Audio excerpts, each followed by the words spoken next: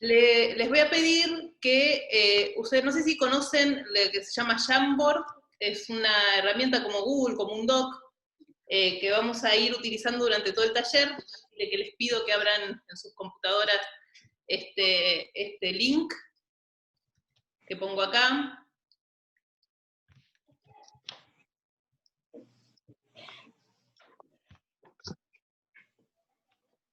Si están, me avisan.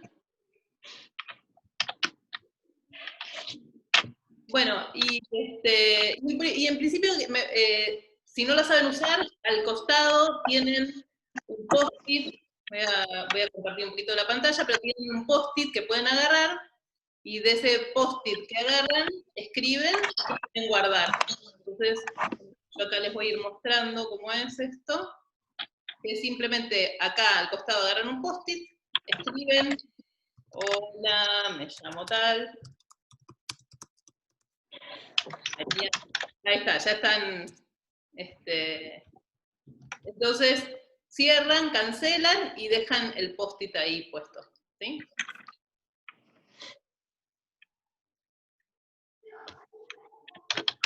Bueno, cuestiones del taller, qué cosas se quieren llevar. ¿Todos pudieron? ¿No tuvieron ningún problema?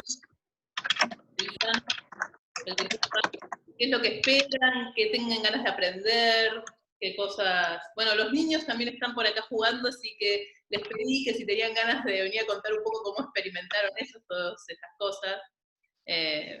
También en algún momento van a sumarse. ¿Qué prácticas de la agilidad funcionan en la educación de los nenes? Buenísimo, sí. Mucho error en este proceso, pasamos muchos errores, pero estuvieron muy buenos.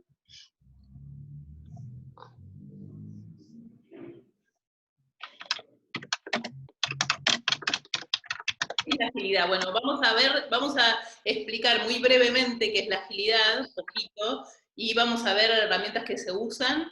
Después, si alguien se queda con muchas dudas, podemos en la parte 2, ¿vieron acá arriba? ¿Vieron acá? Hay para pasar de páginas. Entonces podemos ir a la página 2, y en la página 2 podemos poner, ¿sí? Vamos a la página 2, y podemos poner cualquier pregunta que les quede. ¿Sí? Acá va a ser como un espacio de preguntas. Entonces, si no llego a responder en la duración del taller, me comprometo después pasarles las preguntas que tengan, ¿sí? Si esta herramienta es de ágil, no, o sea, no pertenece a la agilidad, pero es una herramienta muy, muy interesante para estas cuestiones, así que vamos haciendo. ¿Están todos ok? Buenísimo.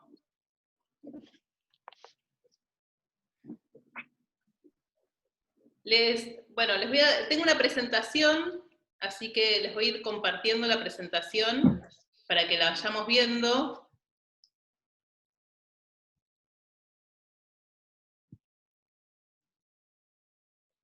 Y les cuento cómo vamos. ¿Sí? Voy a presentar acá.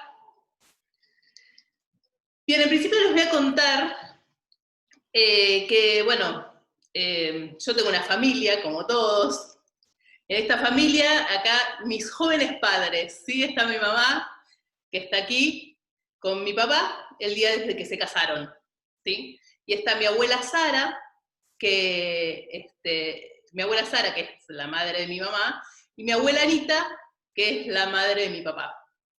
Sara es artista plástica, ¿sí? Y Anita es una ama de casa que se convirtió en emprendedora muy joven y empezó a hacer edificios de pozo cuando nadie hacía edificios de pozo. Vio que muchos de amigos necesitaban un lugar donde vivir, no tenían, entonces ella fue juntando plata, compró un terreno y armó un edificio junto a mi mamá.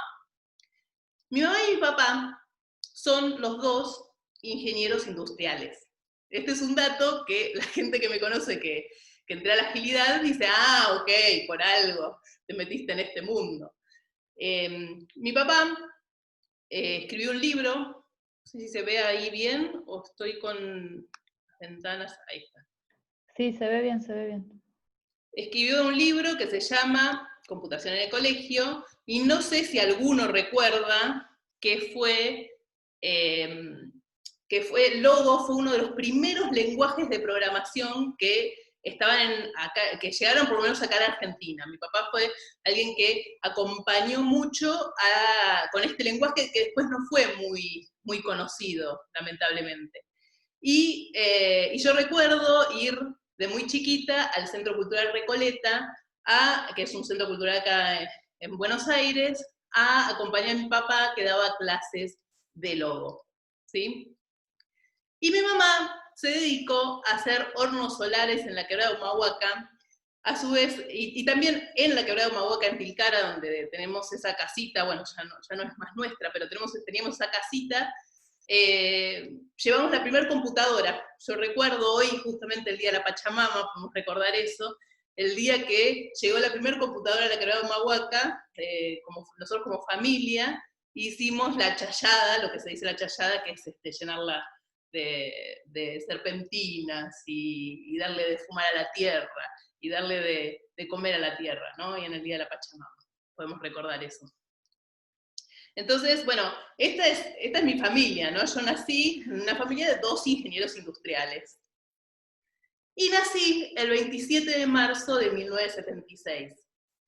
Bueno, no sé si Marta, que no es argentina, no sé si alguien más que no es argentino, pero es un año muy fuerte para los argentinos porque empezó la dictadura militar en ese momento.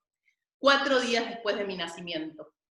3 días antes de mi nacimiento. Empezó la dictadura militar. Entonces, yo pasé en una vida donde era estructurada, ¿sí? Y las cosas eran o blancas o negras. No había muchos grises, ¿no? Las cosas eran blancas o negras. Las cosas están bien o están mal, ¿sí? Entonces esto a mí me marcó mucho de chica. Y pese a los esfuerzos de mi madre, de que yo fuera una profesional y que estudiara en una universidad, me dediqué a la actuación. Muy, muy de pequeña empecé a los 13 años a actuar y hice la carrera de actuación. Entonces, también viví en ese contraste, ¿no? En ese contraste de vidas. Era como la rebelde, ¿no? De hacer todo lo contrario que hacen nuestros padres. Creo que a todos nos ha pasado en algún momento algo de esto. Bueno, nacieron mis hijos, ¿no? Después, o sea, nos corremos un poco. ¿Por qué lo traigo esto? Porque en el año que nació mi hijo, Manuel, en el 2009, yo parí a mis 2 hijos en mi casa, entonces también eso es como relevante porque yo venía como en una cuestión de caparazón, ¿no? Y cuando nació mi hijo en ese año, cuando estaba embarazada, conocí a Ingrid Astiz, que es mi socia en Fuerza 3, que es con la que hacemos todo el tema de la agilidad. La conocí a ella embarazada, no podía creer que yo estuviera embarazada, y me dijo, venite a la comunidad de ágiles. Yo le dije, ¿qué es la comunidad de ágiles? Y mira, mucho no te puedo explicar, me decía eso, pero venía a vivirlo. Y allí fui con ella, y empezamos, ellos tenían reuniones mensuales en distintas organizaciones. Las primeras que fui fueron en Microsoft. ¿Por qué? Porque la agilidad nació en el desarrollo de software y se creó para pensar un poco cómo generar calidad en el desarrollo de software, en el hacer código, ¿no? Esa era la intención, generemos calidad. Porque la manera en que se hacía desarrollo de software era como los ingenieros, justamente, que es que armás un Gantt enorme donde pones todo lo que vas a hacer y generar los requerimientos como si fuera un puente de alguna manera. Si alguien no entiende algo, me avisa, por favor, ¿no? Como si fuera un puente, vos decís, bueno, voy a hacer un puente. Entonces, primero tengo que hacer esto, después esto, después esto. En el software pasa un poco lo mismo, que se le llamaba desarrollo en cascada, y lo que vino a proponer la agilidad fue, cambiemos esta manera, hagamos ciclos más cortos de trabajo y evaluemos lo que estamos haciendo cada vez que hacemos un ciclo. ¿Sí? Yo llegaba como una actriz, ¿no? Súper estridente, ¿no? Yo con mis emociones y todo. Entonces yo llegué a estas reuniones de las personas de agilidad que hablaban un montón de cosas en inglés, yo no entendía la mitad de las cosas, no entendía lo que decían, pero había algo increíble. Hablaban, decían cosas, y lo que sucedía era que era súper, o sea, por ejemplo, alguien le decía algo a alguien y no se ofendía. Entonces yo dije, esta gente es rara, ¿entendés? Yo decía, esta gente es rara, yo vengo del mundo melodramático de la actuación, yo decía, bueno, tiene que haber otra manera, ¿no?, de hacer. Y lo que más me gustó fue la comunidad de ágiles, ¿no? Este es uno de los encuentros de Ágiles Montevideo en 2015, donde era increíble cómo se compartía información, ¿sí? La gente compartía información, no tenía ningún problema en decirte y darte lo que necesitaras, nadie te trataba mal por no saber, ¿no? Como un montón de cosas que yo estaba acostumbrada al mundo de la educación, en el cual había alguien que sabía y otro que te daba la información. Entonces fue para mí muy fuerte entrar a esta comunidad y entender un montón de cosas. Y empecé a ver una gran paleta de grises en mi vida y encontrar que lo que yo creía que tenía que ser de una manera no tenía que ser así. Si bien yo ya lo sabía, lo había vivido en un montón de circunstancias, verlo en el mundo del laboral y del trabajo me fue muy fuerte porque yo tenía mucho prejuicio con lo que eran las corporaciones, ¿no? Nunca había trabajado en una corporación, todo eso animal, enorme, tenía muchos prejuicios.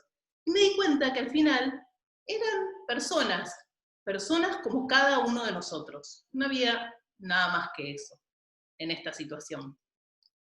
Y empecé a aprender, y empecé a preguntar, y empecé a encontrar personas muy interesantes que me generaban algo que no me había pasado nunca, que era como la amabilidad de enseñarte.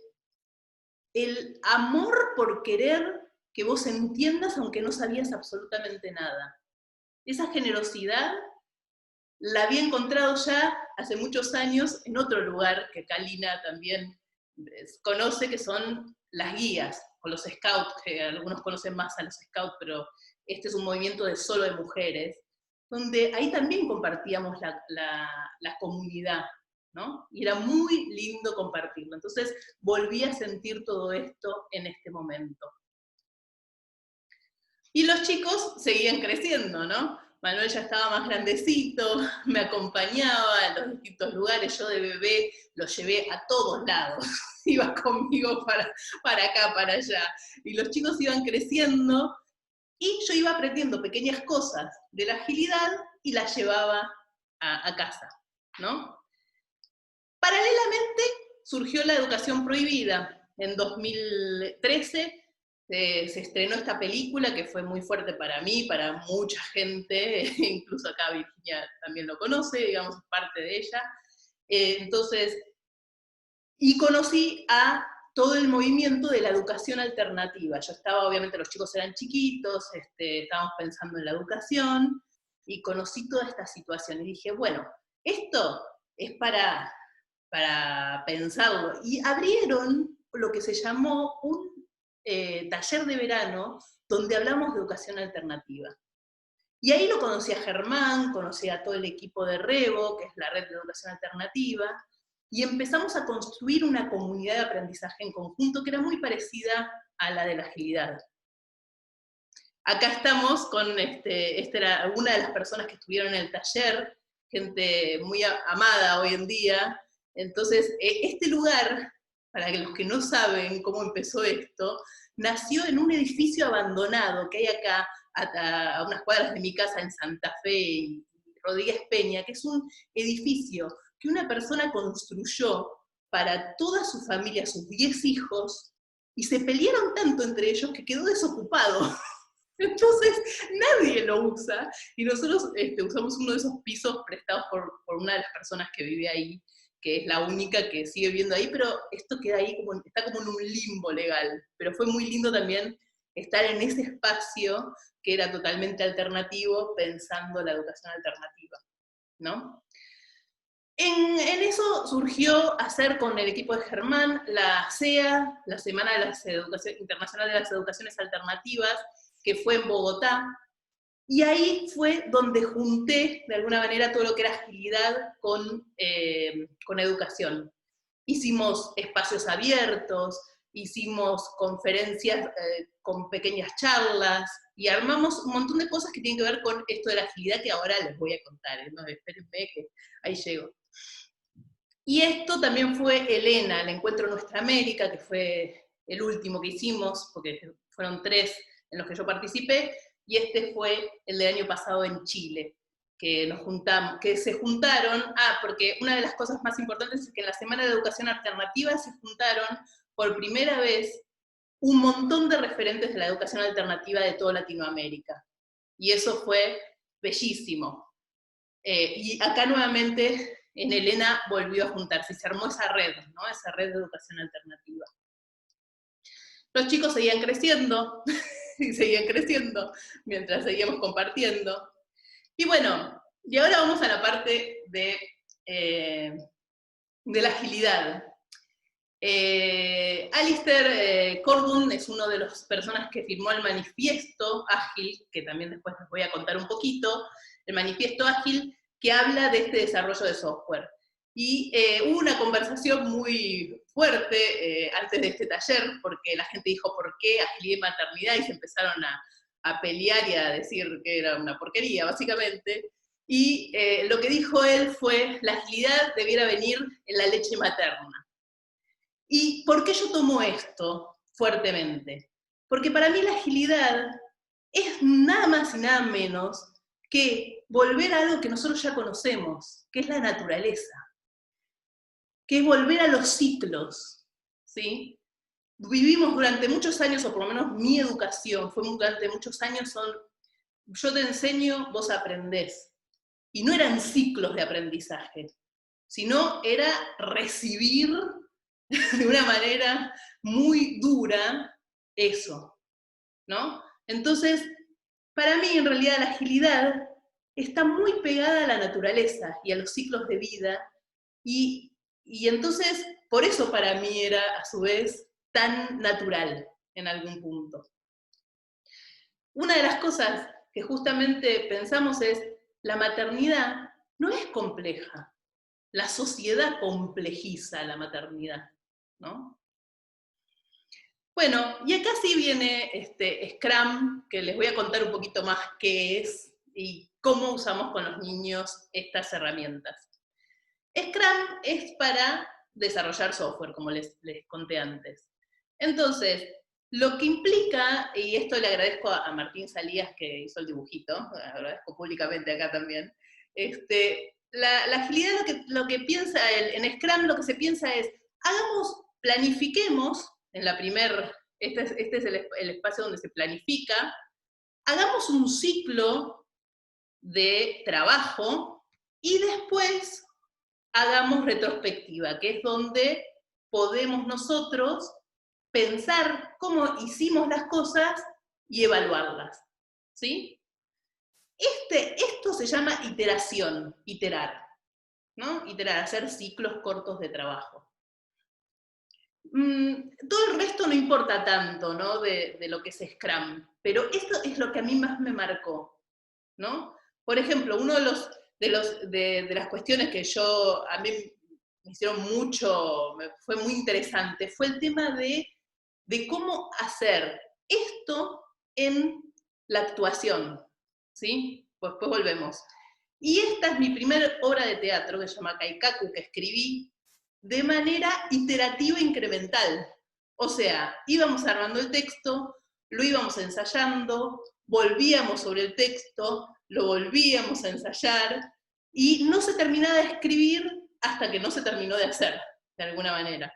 Entonces, fue muy interesante todo ese proceso, y a mí me cambió la manera de actuar, porque yo venía de un mundo, nuevamente, el mundo de la actuación también es bastante autoritario.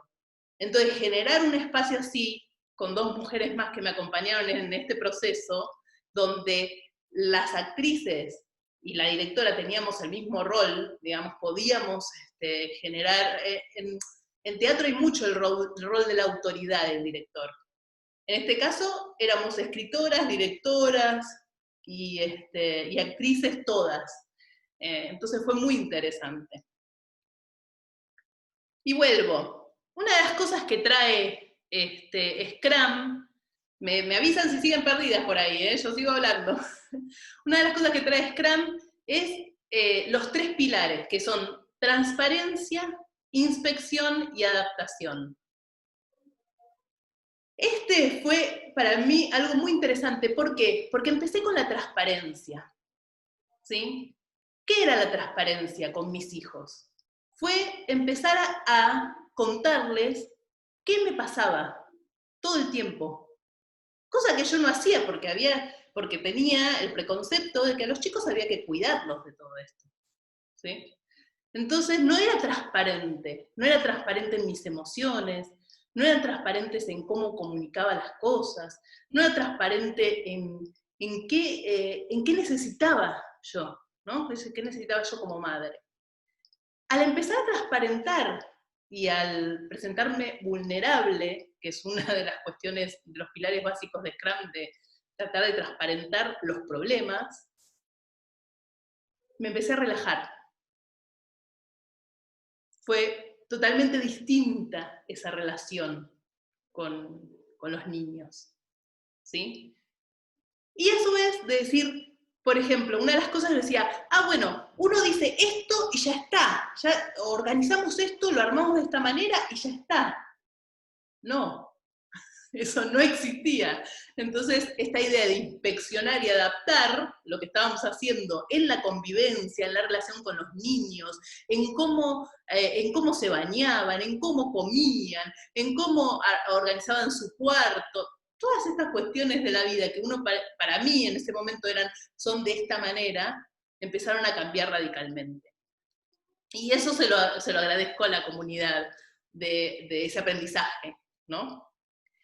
Y otra de las cosas es que Scrum tiene estos 5 valores, que son el foco, el coraje, la apertura, el compromiso y el respeto. Y una de las cosas que me di cuenta es que yo como madre no era respetuosa con los procesos de mis hijos. Que me comprometía a medias con lo que decía, porque no era transparente.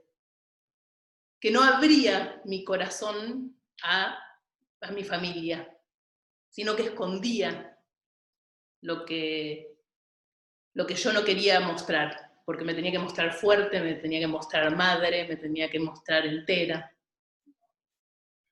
Que no tenía coraje para hacer las cosas distintas. Y que en vez de tener un foco en cada situación, tenía 200 focos abiertos al mismo tiempo. Entonces verlo así reflejado, dije, wow, ¿cómo a veces como madre me sentía una mentirosa? Me sentía impostora. Era muy, muy, muy fuerte eso que sucedía. Y poderme darme cuenta de eso, de que no era necesario ser perfecta, de que no era necesario controlar todo, de que no era necesario generar espacios dolorosos. Fue parte de la agilidad y también fue parte de la educación alternativa y también fue parte de todo mi aprendizaje. Pero creo que lo más fuerte es poder darse cuenta, ¿no? Como darme cuenta que me sigue pasando, ¿no? Obviamente que no es algo que no me pasa más. Que es darme cuenta de que esto es un ciclo y que siempre vamos a estar repensándonos y abriendo estas cuestiones.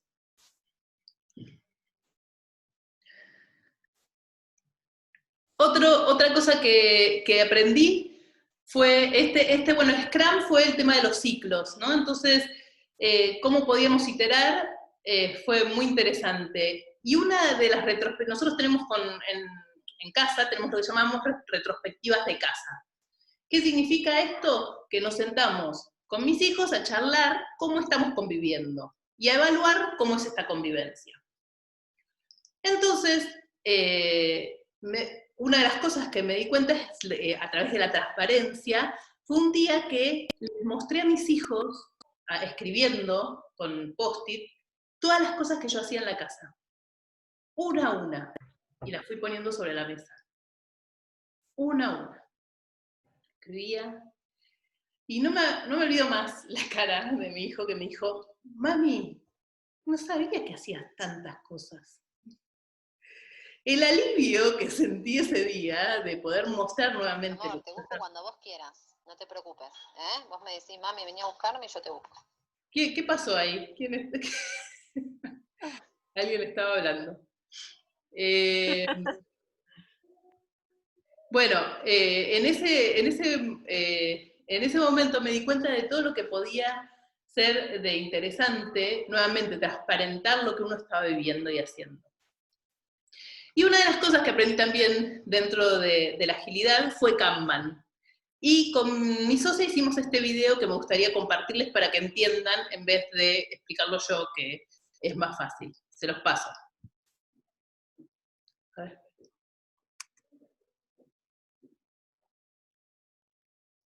Vamos a ver. Ahí va.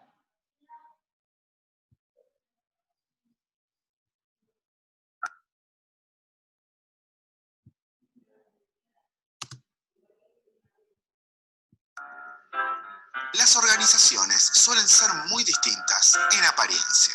Pueden ser oficinas, fábricas, estudios, talleres, pero todas ellas son iguales en algo. Funcionan con gente. Y esa gente tiene distintas tareas, que muchas veces se van acumulando y acumulando y acumulando. Y se pueden volver un peso sobre ellas, hasta que todo el equipo termina enredado sin saber cómo avanzar. Si usted tiene este problema, seguramente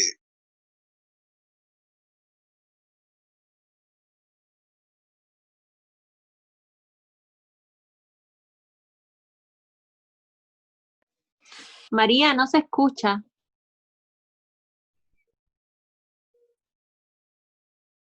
Estás en mute, María. Ah, por eso. Esperen, es que no compartí. Lo que no compartí es el sonido. Sí, y se oía a través de tu parlante o algo así. Claro, gracias. No, de nada. Gracias por avisarme. A ver, esperen que voy a dejar de compartir.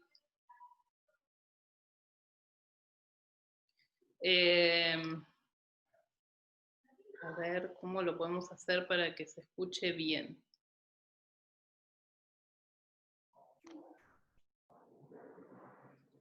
Si no, en vez de compartirlo desde la presentación, hacerlo directamente de YouTube. Ah, claro, más fácil. Tenés razón. Directamente de YouTube compartiendo el sonido de la página. A ver, espérenme un segundito. Suele funcionar mejor así. Claro.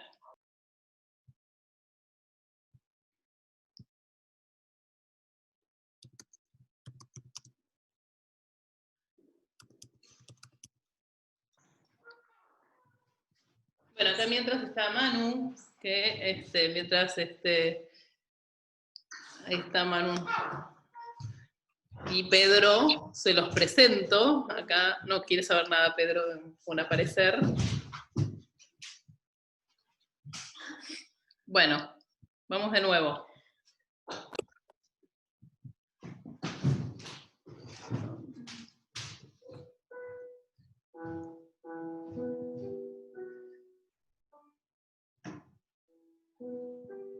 A ver, y vamos a...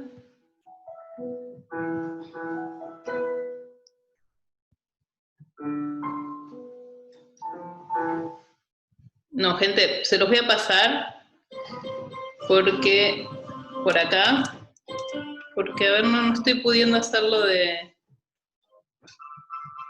¿De lo de compartir el sonido? Sí, no estoy pudiendo, no sé por qué, ahora, a ver. Que si querés haceme host, que yo lo intento. Ah, acá está, mira, bien, ahí vino. Ahí está. Es Ahora como sí. un... Ahí está, ahí va.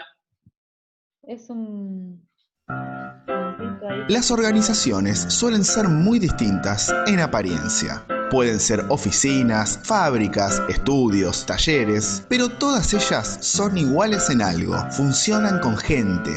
Y esa gente tiene distintas tareas, que muchas veces se van acumulando y acumulando y acumulando, y se pueden volver un peso sobre ellas, hasta que todo el equipo termina enredado sin saber cómo avanzar. Si usted tiene este problema, seguramente lo puede ver muy claro. Lo que le proponemos es también ver en forma muy clara la solución.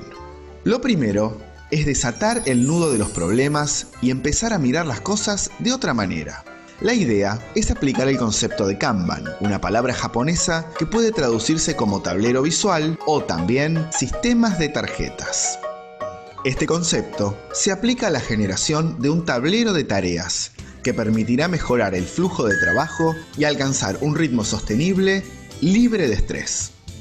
El tablero es muy simple de armar. Cada persona puede hacerlo. Las columnas del tablero corresponden a los estados del flujo de tareas y pueden ser específicas para un proceso puntual o bien adoptar una forma genérica de 3 columnas. La primera destinada a pendientes. La segunda destinada a tareas en proceso. La tercera destinada a tareas terminadas. El tablero se usa de la siguiente manera. Cada tarea que debe realizar una persona se la escribe en un post-it y se la coloca en la columna de pendientes. Cuando la persona se aboca efectivamente a la tarea, el post-it pasa a la columna en proceso. Ese es el momento en el que la persona está ejecutando esa tarea. Debe respetar lo que marca el tablero y dedicarse a ese tema exclusivamente hasta terminarlo. Una vez terminada la tarea, el post-it pasa a la columna terminadas. Entonces sí, la persona pasa a realizar una nueva tarea. Si al realizar la tarea, la persona se encuentra con un impedimento como falta de información o materiales para concluirla, debe marcar el post-it con una cruz roja o ponerla en una sección aparte de impedidas. Las tareas en proceso deben ser pocas. Si la persona mantiene esta columna muy cargada, debe enseguida replantear su planificación y estudiar las causas que le impiden terminar las tareas. Aquí es donde el sistema funciona como control. En el tablero pueden observarse claramente estos problemas, detectarse y trabajar sobre la solución concreta. Durante el transcurso de la jornada, todo el equipo puede ver las tareas de cada uno, evitando que 2 o más personas hagan lo mismo, asignándose correctamente las tareas y manteniendo el flujo de trabajo. Al final del día, las personas pueden visualizar las tareas terminadas, sentirse satisfechas con su desempeño y regresar a sus casas con la sensación de haber resuelto temas concretos. El tablero de tareas es una solución dinámica para que los equipos de trabajo nunca pierdan de vista el lugar hacia donde se dirigen.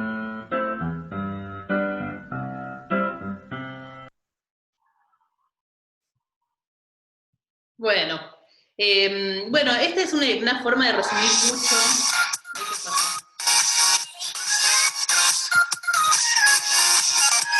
Hola, yo soy Cris Rúa y... La reproducción automática de YouTube es. Claro. Y Cris Rúa está en todas partes. Sí, está en todas. Bueno, la queremos, que siga difundiendo. Bueno, la idea de Kanban para mí fue muy fuerte porque empezar a visualizar lo que estamos haciendo, ¿sí? Por ejemplo, bueno, ahora les muestro un poco cuál fue uno de mis primeros Kanban con los chicos, no funcionó muy bien, obviamente, les quería mostrar eso, pero la idea era como encontrar una visualización de las tareas y en vez de decir, che, ¿quién hace esto? En vez de asignar tareas, se autoasignan las tareas, ¿no? Están estas tareas en la heladera para hacer, bueno, ¿quién la puede llevar a cabo? Y eso también implica que toda la familia, de alguna manera, empieza a ver todas las tareas que hay. Y también esto tiene mucho que ver, para mí, con todo lo que es igualdad de género, ¿no? Empezar a mostrar qué hacemos cada uno, por qué lo hacemos, para qué lo hacemos. Entonces, ¿qué significa, no? ¿Por qué uno cocina? ¿Por qué uno lava los platos? ¿Por qué hago las cosas que hago en mi casa? Y eso no significa que hay tareas y roles que hacen unos u otros, ¿no? Y también con los chicos ahora que están obviamente mucho más grandes, ¿no? Ya mis hijos tienen 14 y 11 años, es muy distinto, y cada vez las tareas que ellos van haciendo son cada vez más grandes, ¿no? Y cada vez entienden más esta cuestión de que somos una comunidad en casa, y que no hay uno que haga todo, ¿no? Que era, bueno, quizás un poco el rol de la madre hace muchos años. Entonces, y además también ellos siendo varones, para mí era muy importante que comprendieran esto, ¿no? Entonces, porque nosotros, por lo menos yo, pasé de un sistema muy machista a hoy estar luchando muchísimo, ¿no? Todas las cuestiones de género en Argentina, por lo menos. Entonces, eso era como muy importante para transmitir a los niños. ¡Oh, hola! Y bueno, entonces para mí el Kanban fue súper interesante para mostrar lo que pasaba. Y ahí fue que yo empecé con este Kanban, que hicimos el primero, que fue, a ver por qué no me... A ver. Ahí está. Ese fue uno de los primeros Kanban para mí que había hecho, que no era un Kanban obviamente, sino que había asignado tareas. Y entonces en la agilidad no se asigna tareas, ¿no? O sea, cada uno toma la tarea que puede o cree que hacer, ¿no? Entonces este era lunes, martes, miércoles, M era Manuel, P era Pedro, y bueno, esto no funcionó, les cuento que no funcionó para nada, muy poquito duró este espécimen en mi vida. Entonces, sí, lo que empezó a pasar es cuando empezamos a poner en la pared cosas que necesitábamos hacer y quién las podía tomar, ¿no? Y nuevamente, y transparentar cuáles eran las necesidades mías en esta situación y cuáles eran las necesidades y las emociones de ellos. Empezar a tener estos espacios de sentarnos a reflexionar, sentarnos a pensar cómo queríamos que sea nuestra convivencia, transformó la vida familiar, totalmente.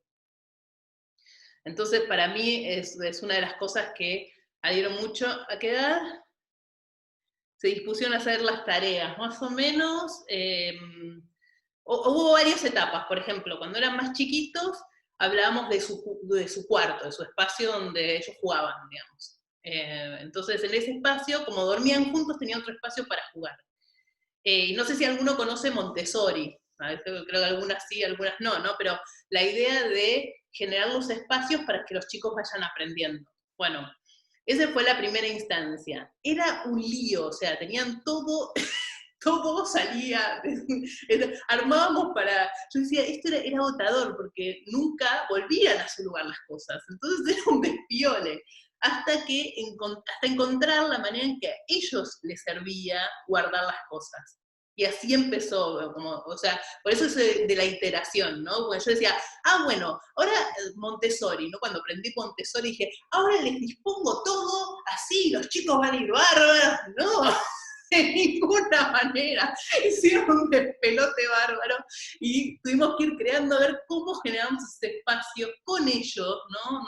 Nunca desde afuera, ¿no? Como correrse de ese lugar enorme que es el de autoridad. Eso también me costó mucho a mí, personalmente, porque, como les contaba, mi infancia fue de la autoridad, ¿no? Y mi adolescencia yo la viví todavía en un estado de represión bastante alta, después de que se fueron los militares en Argentina. Entonces, crear estos espacios para entender qué necesita el otro desde ese lugar era Y esto, que para mí es tan simple con los niños ahora, igual entre los adultos nos sigue costando un montón.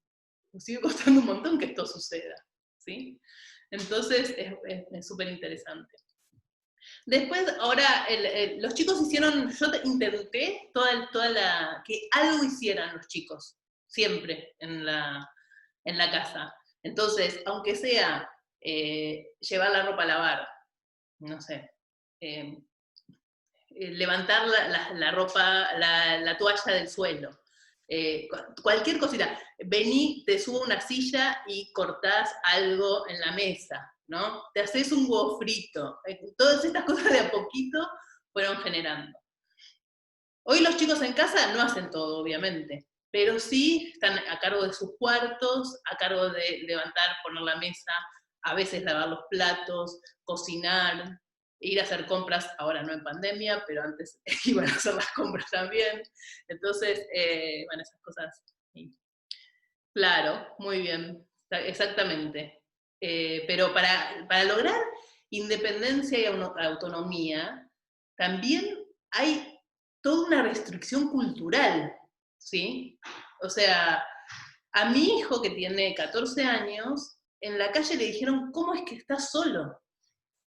O sea, nosotros queremos generar autonomía e independencia cuando no es simple eso, porque afuera está la cultura de los chicos no tienen que estar solos, los chicos no tienen que andar por la calle, no se puede dejar a un niño ir a comprar, le han dicho también ahí en el supermercado, ¿qué haces acá? Entonces, no, o sea, vamos en contra, el hecho de acompañar a los chicos a que tengan autonomía e independencia, va en contra de la cultura, en este caso, por lo menos para mí, ¿no? Y no solamente no solamente es la lucha con el afuera, también es la lucha con mi propia familia, con el padre de los niños, con otras personas que piensan que darle tanta independencia o tanta decisión en el día a día a los niños no está bueno. ¿Sí? ¿Algo para decir hasta ahora? ¿Cómo vamos? ¿Vamos bien? Analía, Ani, que entraron después más tarde. ¿Vamos bien? Bueno, sigo compartiendo entonces. Por eso, o sea, para mí la iteración es muy importante, es herramientas que traje la agilidad, pero que para mí son de la naturaleza, ¿no? Iteración, otra es esto de transparentar las tareas y que cada uno tome la tarea que puede hacer, también me pareció muy importante.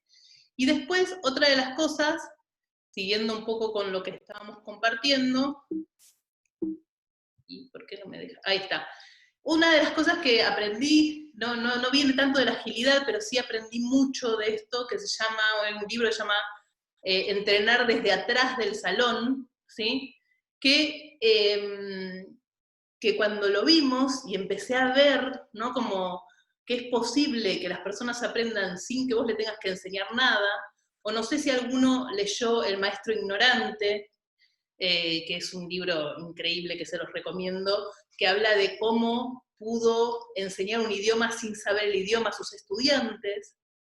Entonces, todas estas cuestiones que vienen de, que bueno, acá hay varias personas de la educación alternativa que lo conocen mucho más, pero esto, verlo entre personas adultas que no están acostumbradas, porque una cosa son los niños y otra cosa son las personas adultas, ver que pueden aprender sin que alguien dirija el aprendizaje, para mí también fue muy fuerte. Y que yo también podía generar espacios donde las personas aprendieran sin que alguien les dijera cómo aprender, porque esta manera de enseñar, en muchos cursos lo utilizamos de esa manera, o sea, no tenemos por qué decirte lo que te vamos a decir, sino que aprendés de la experiencia, básicamente.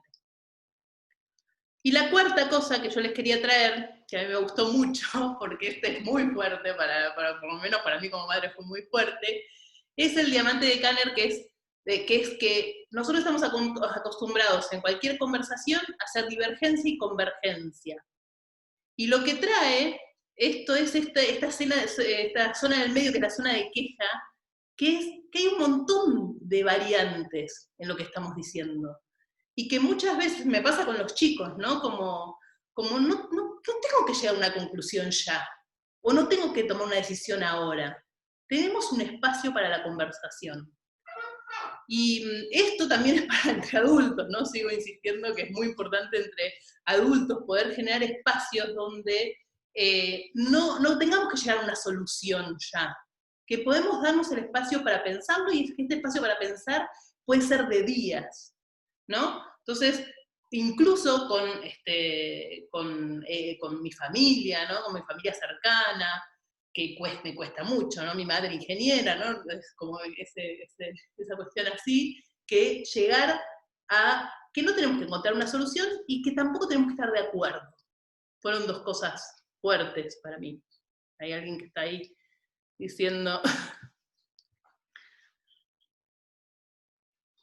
Hola, soy maestra jardinera y la autonomía de los peques es uno de los temas que más me cuesta con los padres y que más pedimos a las señas. Bueno, buenísimo.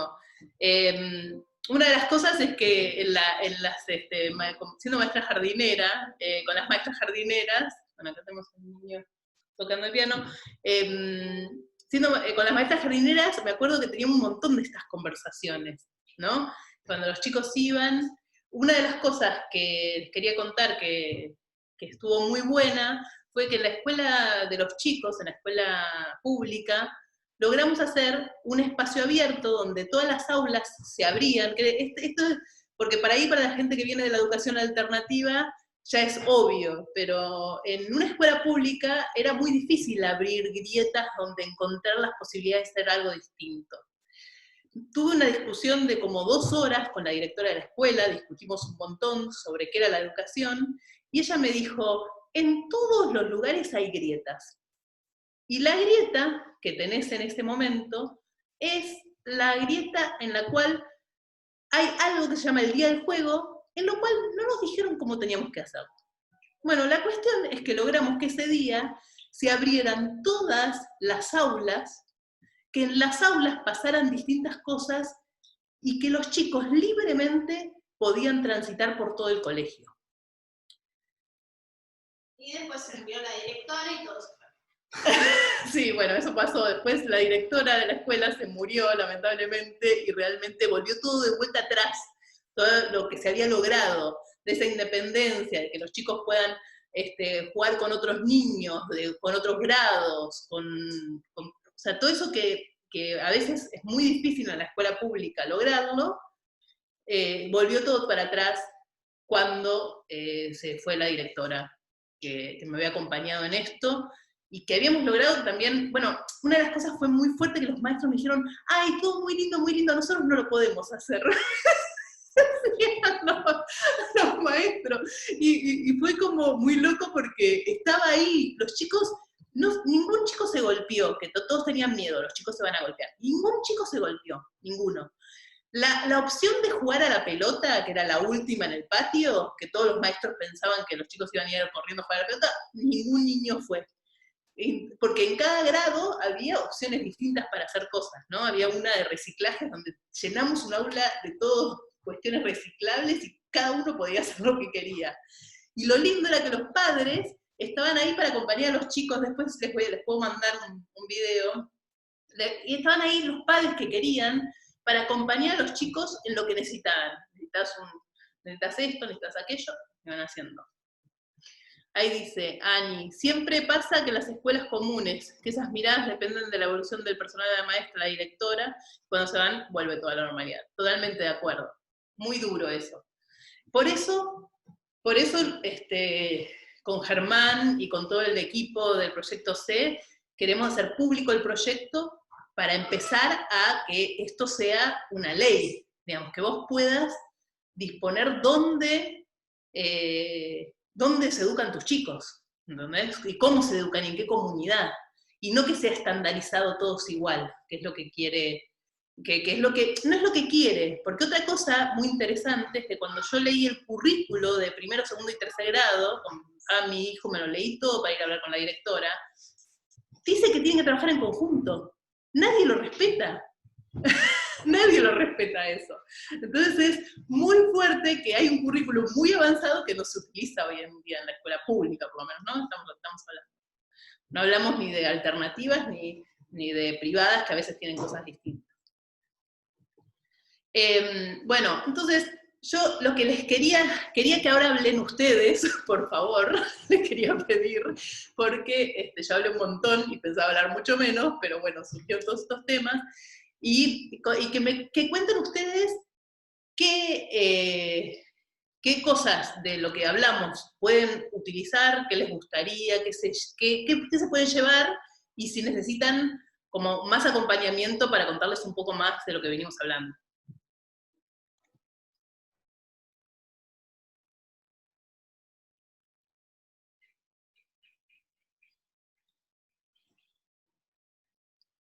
Bueno, voy a romper el hielo, que veo tibieza acá, ¿no?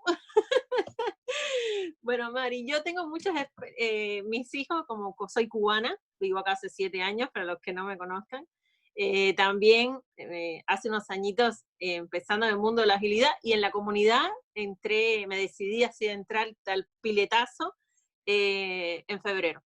Entonces, bueno, ahí fue donde conocí a María y a Lina también, nos encontramos en la Semana de la Agilidad.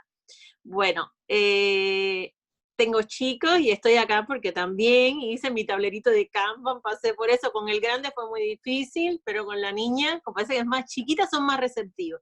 Me pasó que en el colegio de la niña había muchas cosas que se querían hacer, entonces no pasaban de la queja, no pasaban de la protesta a la propuesta. Entonces me anoté en la cooperadora de la escuela, y implementamos un tablero de Kanban, y con todo, había gente muy viejita, muy mayor, había un señor que tenía 84 años.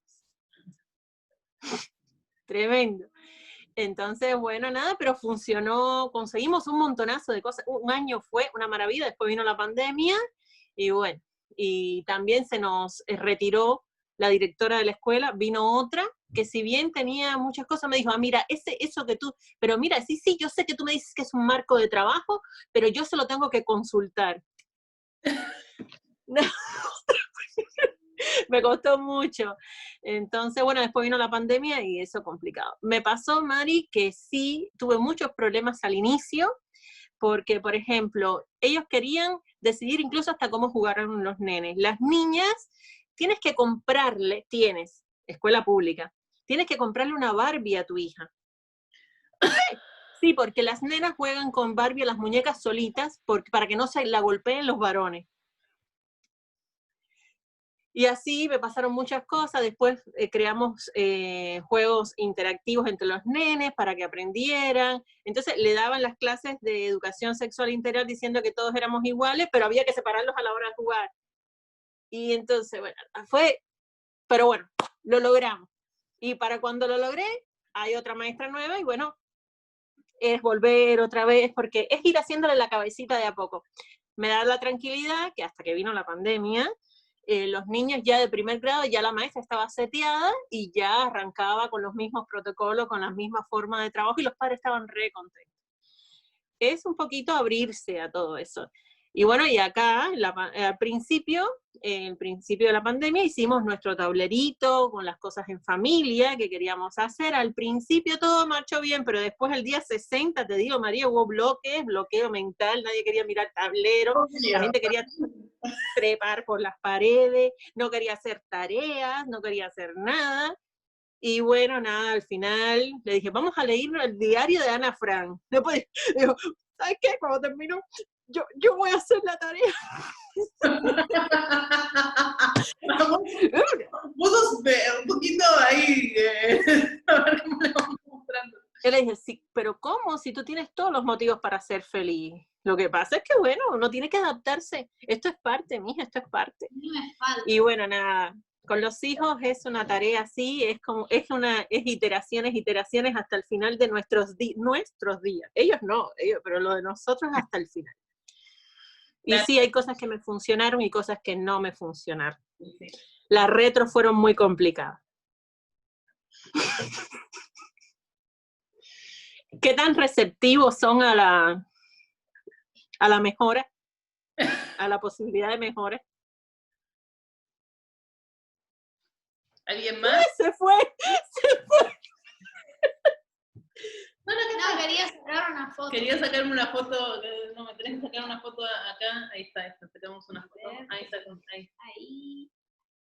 Y pero te tapás vos, bueno. Qué lindo, qué lindo. Ahí.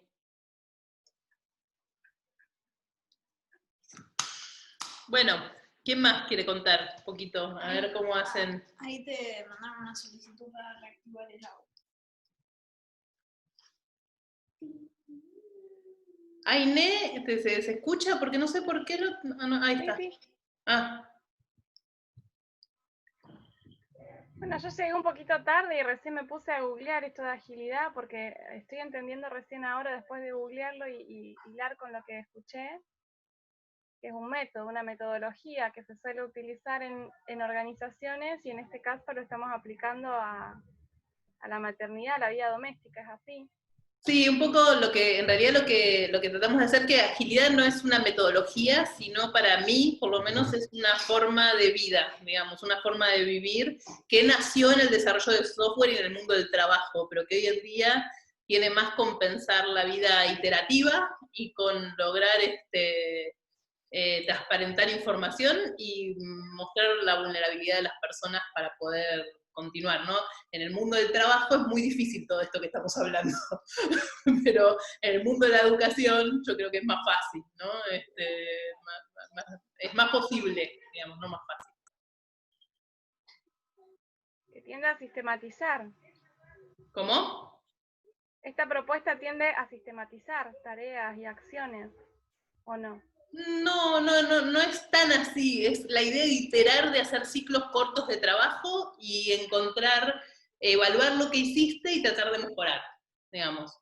No de sistematizar, o sea, lo que pasa es que el mundo de la agilidad se abrió y es como, hay un montón de cosas que podríamos hablar y es súper complejo para explicarlo en un ratito tan chiquitito, pero sí pensar que viene del mundo del trabajo y viene de la idea de generar mejoras continuas, digamos, pero evaluándonos nosotros mismos sobre nuestro trabajo y no que hay un tercero, un manager, que te evalúa y te dice lo que tenés que hacer, digamos.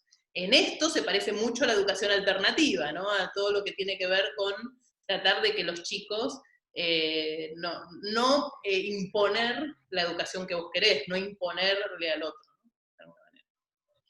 Claro.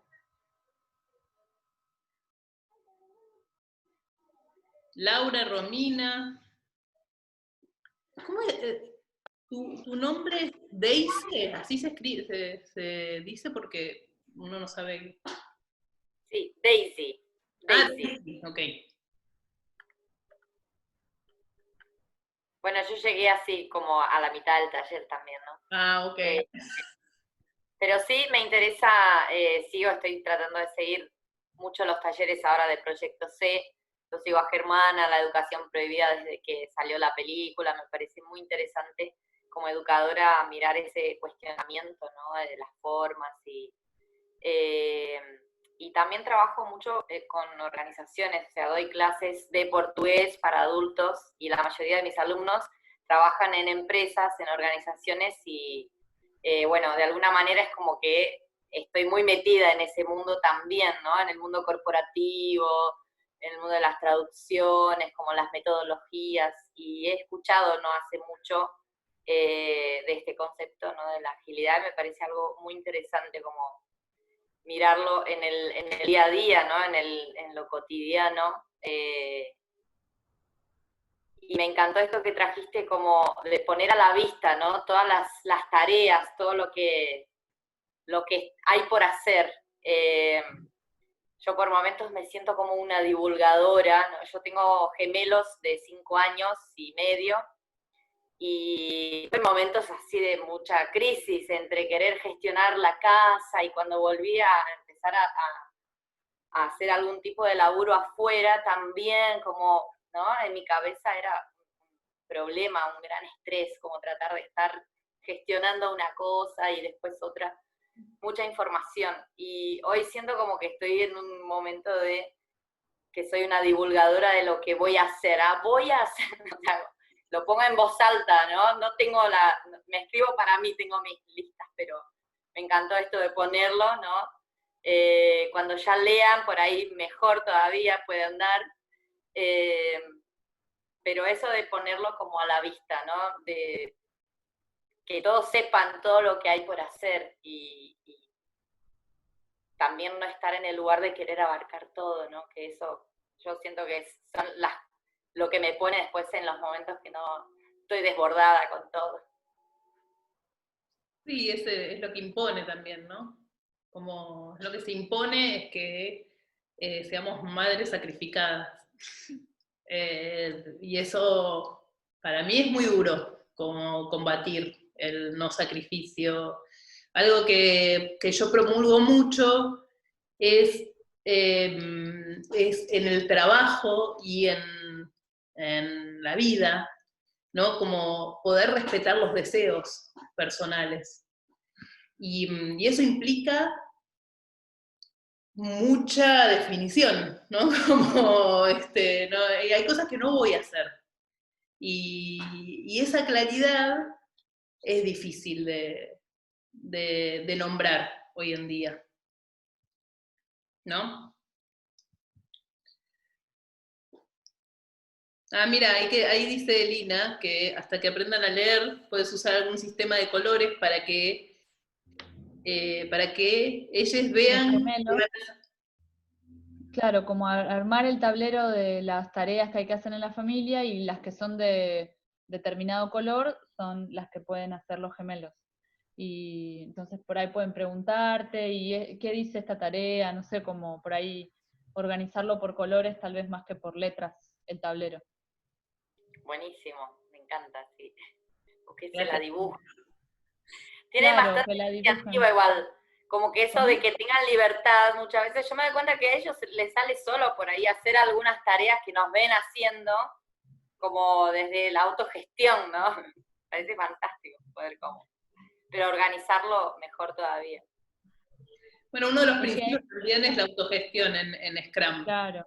Las prácticas estas que comparte María tienen que ver con eso, con generar como autogestión en los equipos de trabajo. Traspolado a las familias o a los hijos es lo mismo, es como cómo generamos autonomía y autogestión en la familia, y no que estén dependiendo o de la madre o del padre.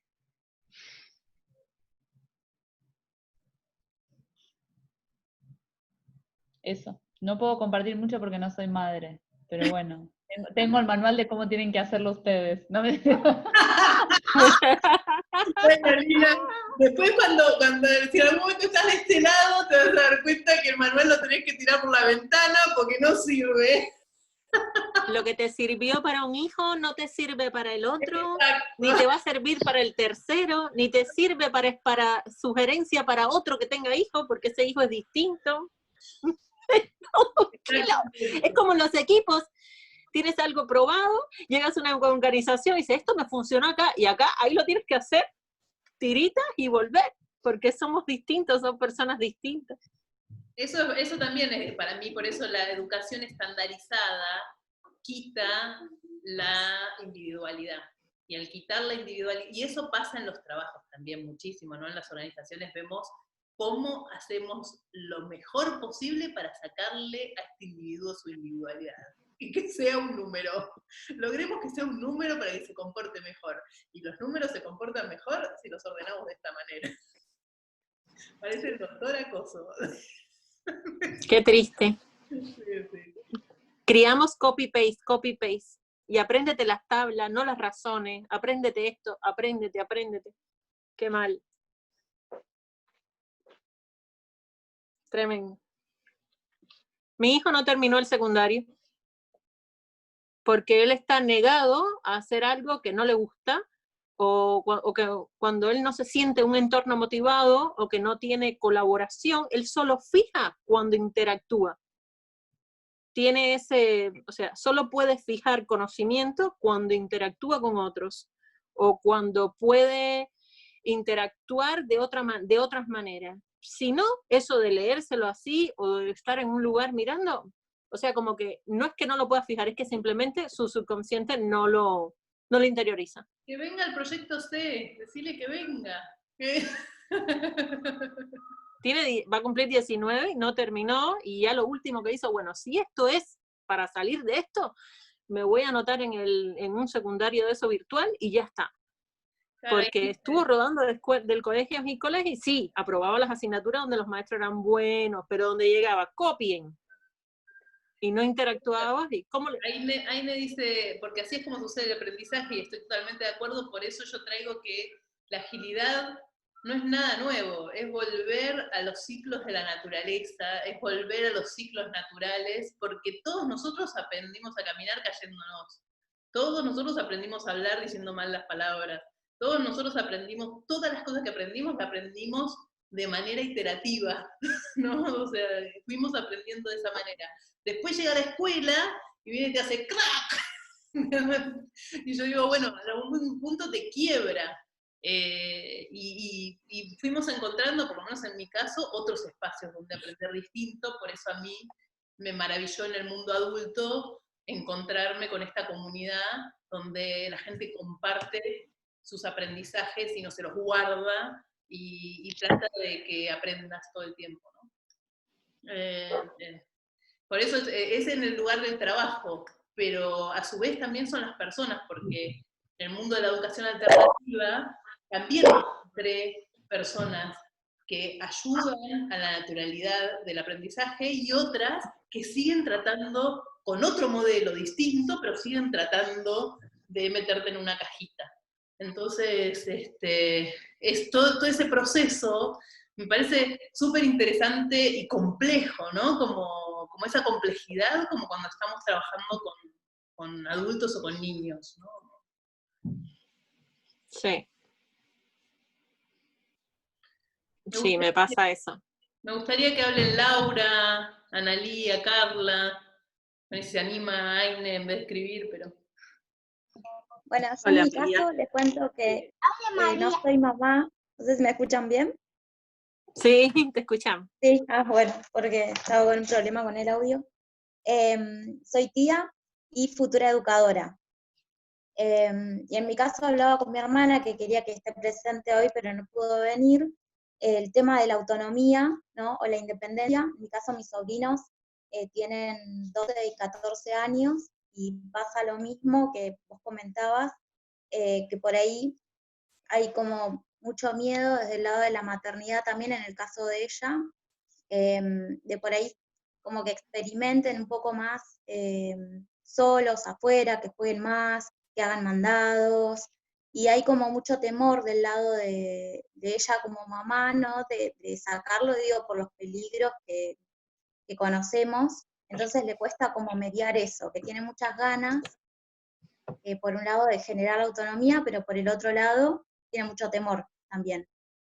Y después te quería preguntar, cuando hablaste del tema de la transparencia en las emociones, vos como mamá, eso también cómo lo trabajás, digamos.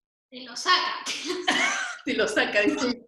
No, creo que, a ver, uno de los primeros momentos donde yo fui muy transparente fue cuando me separé, ¿no? Como me acuerdo que ese día, un día estaba llorando y fue como decirles, estoy triste y voy a estar triste, pero eso no significa que esté enojada con vos, ni que esté enojada, por ahí sí, estoy enojada conmigo, con el mundo, con la situación, pero no tiene nada que ver con vos, digamos, no sos responsable de eso. Pero estoy enojada, y quiero estar enojada, y no quiero pretender que no estoy enojada, ¿no? Y eso para mí es un laburito de todos los días, porque primero es aceptar la propia emoción, y después entender cómo esa emoción transmitirla, que es muy distinto para mí. Primero enterarme que yo tengo esa emoción, que también venimos de mundos donde nos vamos como haciendo roca, porque la emoción se va tapando por distintas circunstancias, y luego expresarla a los niños, ¿no?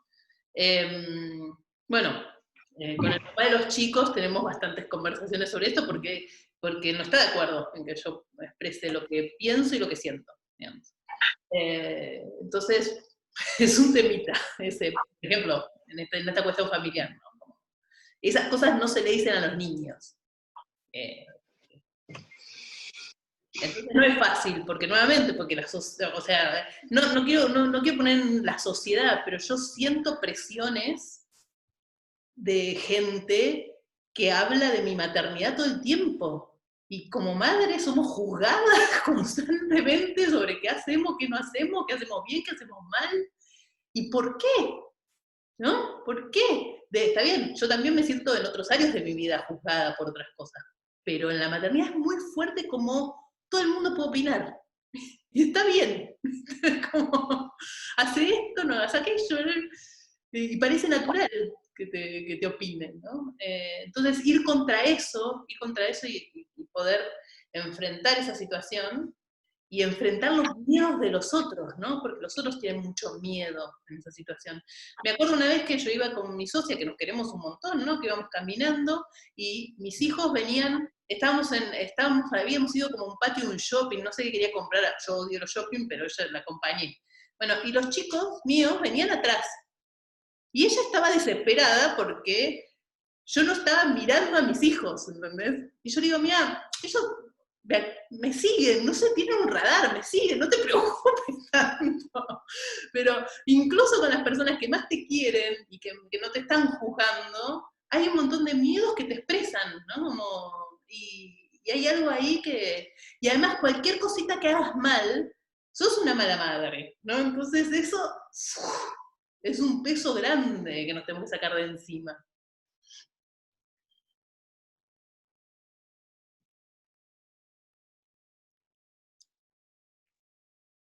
Romina, no dijiste nada, dale, hablen un poquito cada uno. Dale. No, es que justo me estoy teniendo que ir, así que quiero compartir al menos un poquito. Me súper interesó todo lo que dijiste. Bueno, yo soy guía Montessori y trabajo acá en Tierra del Fuego en una escuela experimental. Y bueno, recién cuando decías todas estas cosas que vienen culturalmente para las mujeres, ¿no? Y la carga mental, que nada, a veces nos agobia y uno muchas veces no sabe cómo.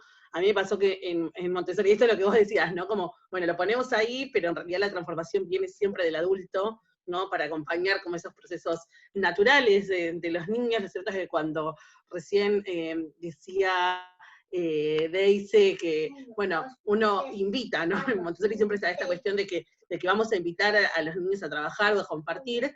Me pasa como cotidianamente, yo materno sola porque estoy separada del padre de mi hija, entonces somos dos, no queda otra que dividir las tareas, o sea, por más de que ella tenga 4 años, digamos, recién, por ejemplo, estábamos en la charla, estaba haciendo unas tortillitas, y ella, tipo, dando las vueltas con una pinza.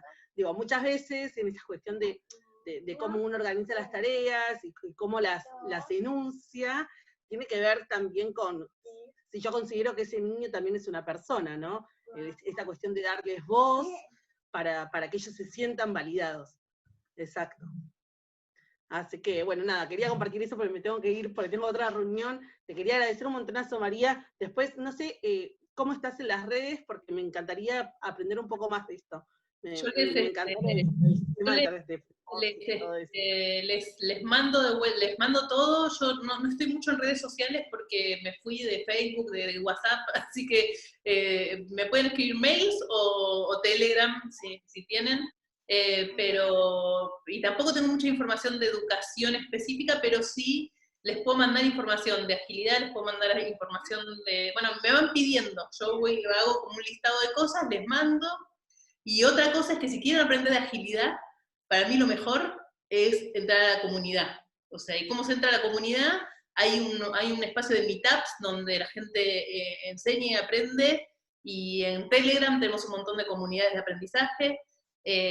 No es necesario hacer ninguna certificación, pero sí, la quieren hacer, la hacen, digamos, como porque está Marta acá que le hizo hace poco, pero digo, cada uno puede elegir su manera, pero las comunidades, hay mucha gente muy valiosa en la agilidad, eso es lo que también aprendí como comunidad, ¿no?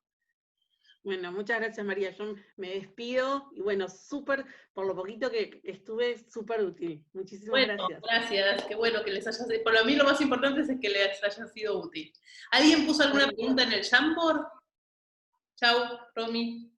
Yo preguntaba dónde podemos leer tu obra de teatro. Te la paso, si querés. Bueno, sí. Porque la tengo. Y alguien más te preguntaba, mira, justo lo cerré, el Jamboard. A ver, me voy a... No, lo cerré. Espera que ¿De dónde sos? Alguien te preguntaba de dónde sos y por qué el nombre de este taller. Quizás puso eso al principio cuando todavía no habías hablado. Ah, ok. Ya queda más que claro. Bueno, no sé, estoy en Buenos Aires. ¿Esa era la pregunta? ¿Alguien de ustedes la preguntó? No. No, yo no. Alguien que entró y se fue por ahí. Salió corriendo. Puede haber pasado. Analía, ¿querés comentar algo? Por ahí le das un poco de miedo. Mira, sí. Ver en mi hijo sí. que le doy un poco de miedo a la gente. No sé si tiene razón. Quería hacer un comentario, si puede ser. ¿Se escucha? Sí. Sí. Bueno, no, yo estoy participando en todos los talleres porque con la idea de colaborar con Proyecto C, estoy haciendo el curso con Germán también, de las pedagogías alternativas, soy maestra jardinera, mis hijos son grandes, son adolescentes, pero un poco lo que te decía antes, ¿no? Que es una cosa constante de tratar de hacerles entender a los padres de la importancia que tiene que los chicos sean independientes, autónomos, y los beneficios que esto provoca.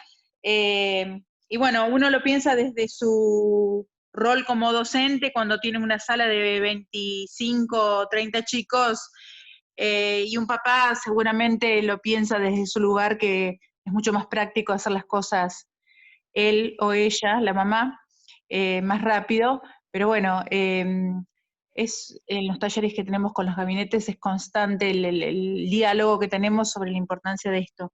Pero en uno de los congresos que hice, que yo no me acuerdo si fue el Congreso Internacional Montessori o uno de los congresos que hubieron dando vuelta estos días pasados, me quedé con algo que también ustedes comentaron y que me gustó, esto de matar al padre o a la madre utópica, que algo se dijo recién. Esto de que por ahí a veces está esta idea o esta presión de ser la madre perfecta, ¿no?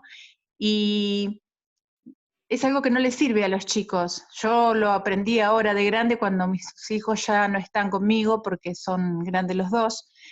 Pero es algo bueno para transmitir y para hacerle entender que a los chicos no les sirve tener una mamá, hablo de la madre principalmente porque es la que más por ahí tiempo está y la que más se auto presiona con esta idea de la madre perfecta, ¿no? Me parece a mí por lo menos.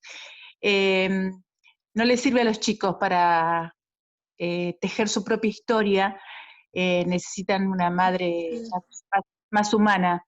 Y me quedé con esto, no me acuerdo en cuál de los congresos que hice ahora, estos congresos gratuitos que hubieron últimamente, pero esto de matar el padre o la madre utópica me parece que es fundamental y reconocernos nosotros como madres con nuestros errores y poder hablarlos con los chicos también y que nos vean nuestro lado humano, ¿no? Totalmente de acuerdo, Analia, totalmente de acuerdo. Bueno, ya estamos en hora y tampoco quiero que nos extendamos más, me parece que está bueno, sobre todo en lo virtual, no extenderse mucho, pero ya tienen mi mail, todos tienen mi mail, ¿no? ¿Verdad? Bueno, entonces, si quieren me pueden escribir ahí para pedirme información. Yo les voy a mandar, bueno, el video de recién que les mandé de Kanban, les voy a mandar información sobre el Open Space que hicimos en el colegio público. También les puedo mandar información sobre cuestiones de agilidad, algunas cosas para entender un poco de dónde viene todo esto. Y bueno, y vamos compartiendo también en la gracia, como siempre, para mí es seguir compartiendo, digamos. Era un taller así medio volado, introductorio, pero de seguir compartiendo porque es un proceso todo esto de la agilidad dentro de la maternidad. Gracias, Mari. Gracias. Bueno, gracias, María. Siempre es un placer. Gracias a todas. Chao, gracias, Un beso enorme y nos vemos. Chao, chao. Chao, chao.